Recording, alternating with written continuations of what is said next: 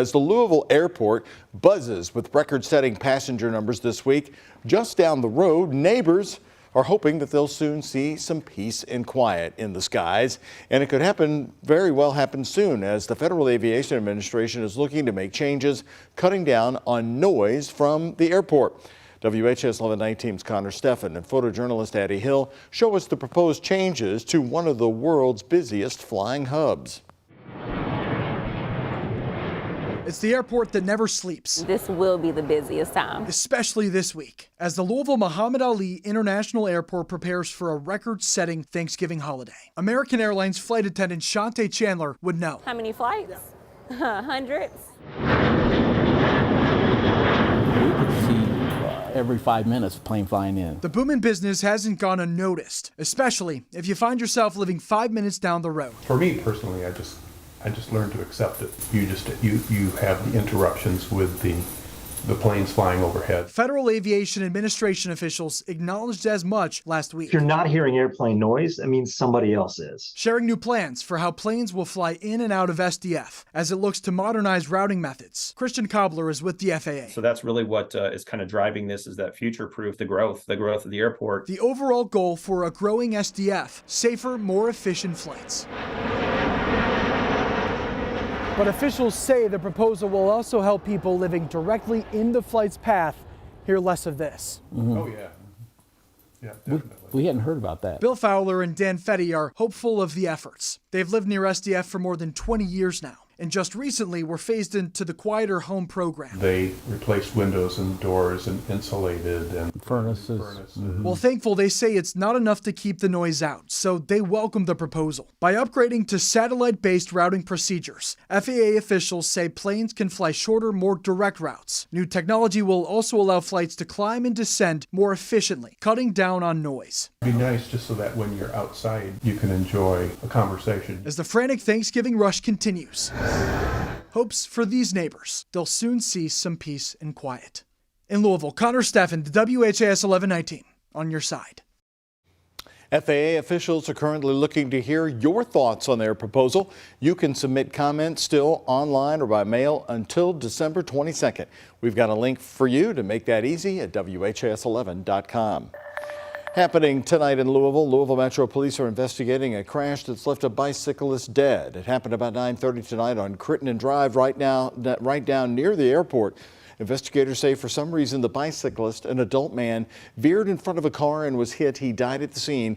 Police say the driver of the car was not hurt and did stay at the scene. In Clark County, Indiana, the sheriff's office investigating after a pedestrian was hit and killed by a train. It happened near the intersection of State Road 31 and Cooper's Lane north of Clarksville.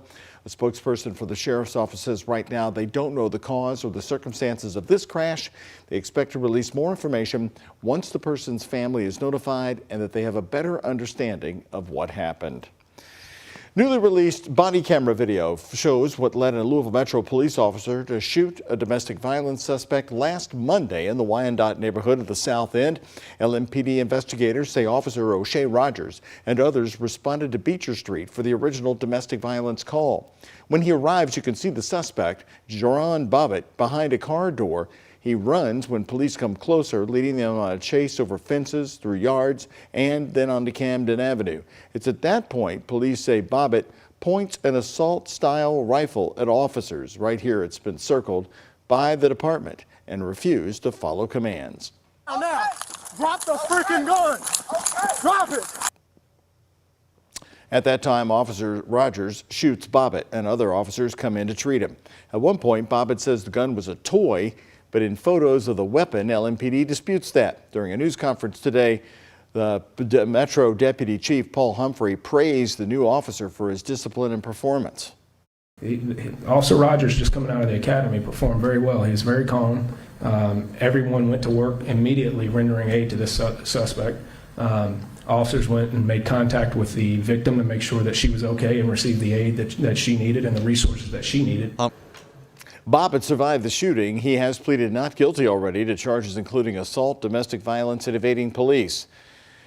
Due to LMPD's policy, Officer Rogers is on administrative leave. LMPD is investigating the shooting and will then turn over a copy to Kentucky State Police and the Office of Inspector General here in Louisville.